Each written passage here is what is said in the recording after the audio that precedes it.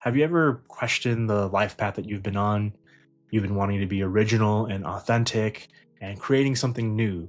But unfortunately, it seems like society is constantly pushing you towards mediocrity or sacrificing those dreams. Well, that's actually something that Ralph Waldo Emerson is covering in his book Self-Reliance. So, Ralph Waldo Emerson was a New England preacher, essayist, lecturer, poet, and philosopher. So he was sort of a jack of all trades, but more or less he was an authentic thinker. He was born on May 25th, 1803 in Boston, Massachusetts. So much of the writing of Self-Reliance was within the early 1840s, which would then go on to influence the likes of Henry David Thoreau, which is a very famous poet as well as essayist and writer. But Ralph Waldo Emerson was part of this broader movement called transcendentalism. And ultimately, what it comes down to is it's really focusing on the fact that everything is working through God. And so a lot of the gifts and the ways in which we're navigating through the world is actually being done through God. And so this really allows people to appreciate what is natural within the world. It really emphasizes allowing people to really double down on their path to originality and authenticity. But more importantly, it really allows them to connect with nature. And so Ralph Waldo Emerson was more or less the central leading figure with transcendentalism, but we also have Henry David Thoreau, who I mentioned was inspired by Ralph Waldo Emerson, Margaret Fuller, Bronson Alcott, and Theodore Parker. So Ralph Waldo Emerson not only had some really noteworthy transcendentalists, but he actually inspired the likes of Friedrich Nietzsche as well. So we're going to go ahead and focus on self-reliance. Now, this passage is really interesting. So it starts off with, if our young men miscarry in their first enterprises, they lose all heart. So in other words, if they're trying a new venture and they fail, they're incredibly discouraged. If the young merchant fails, men say he is ruined. As he's getting a little bit older and he's actually within business, people are quick to say that that person is entirely done. They're down for the count. If the finest genius studies at one of our colleges and is not installed in an office within 1 year afterwards, and the cities or suburbs of Boston or New York, it seems to be his friends and to himself that he is right in being disheartened and in complaining the rest of his life. So seems to me like academics more or less have a inability to really grapple with not receiving tenure or not receiving certain positions. And these are highly coveted positions, right? These are in major cities, in well-known universities. That's the same thing that we're noticing today within academia or really just any field that you're working within. A sturdy lad from New Hampshire or Vermont, who in turn tries all the professions, who teams it, farms it, peddles, keeps a school, preaches, edits a newspaper, goes to Congress, buys a township, and so forth, in successive years, and always like a cat, falls on his feet, is worth 100 of these city dolls.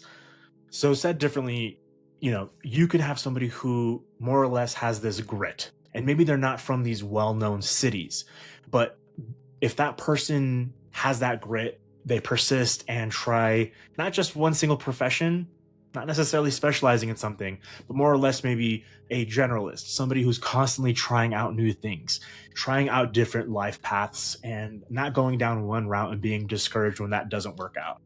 And what he's saying is that one of those is always going to be worth 100 of those city dolls, which is probably a really interesting way of wording it. It's a phrase of the times, I'm sure, but ultimately the way that I see it here is like a cat falls on his feet. So within that grit, there is resilience that's built in as well. He walks abreast with his days and feels no shame in not studying a profession, for he does not postpone his life but lives already. This really speaks to high school graduates, right? They're really being pushed towards entering university, and then after university, you have your college graduates who are really being pushed towards a single definable profession. But especially with the age of AI, that's not necessarily applicable anymore. Those generalist roles or people who do a subset of projects rather than a single defined career path is becoming more and more a reality. And so not studying a profession is really interesting because the professions that get taken very seriously in our society are doctors, lawyers, academics, people who have followed a very clearly defined path. You must take certain schooling. You must get credentialed in a certain way in order for you to advance along a predefined path and reach this admirable profession. But what he is saying is people who forego that and really listen to themselves and forge their own path. I mean, they're not delaying their life. They're actually living it right then and there versus, postponing their life. And I think that's a really important point for us.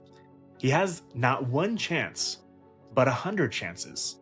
Because again, if he were to have one opportunity and then he fails, then he's going to be discouraged. But this sturdy lad that we're talking about, they have 100 chances, 1,000 chances.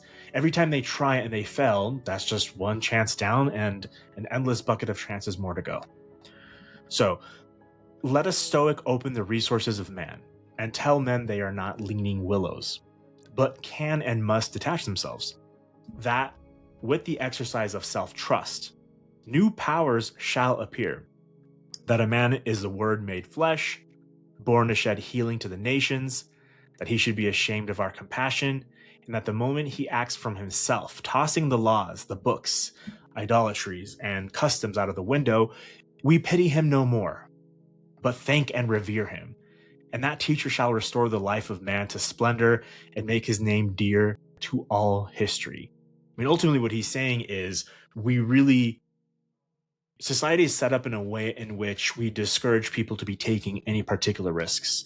But the self-trusting individual, the self-reliant individual, those who understand that they can continue to try any and everything so long as they continue to get back up and keep persisting, we actually will thank them in the end and revere them when they make a new discovery or create a new invention or start a new business venture that actually is beneficial for society. Whatever path that they're taking on, so long as they persist, once they actually achieve it, it is original and authentic.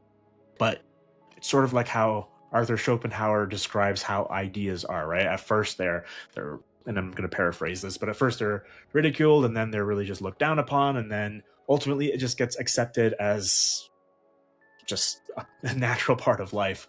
And so ultimately what he's saying here is for you to really enter a new territory and you're charting your own path, you should expect to have society look down on you. Maybe you'll have your friends or your colleagues or your family discouraging you because it doesn't seem safe. There's a lot of risk involved. But ultimately, we actually reward those individuals in society. Those who take the biggest risks are the ones who actually make a dent in the universe.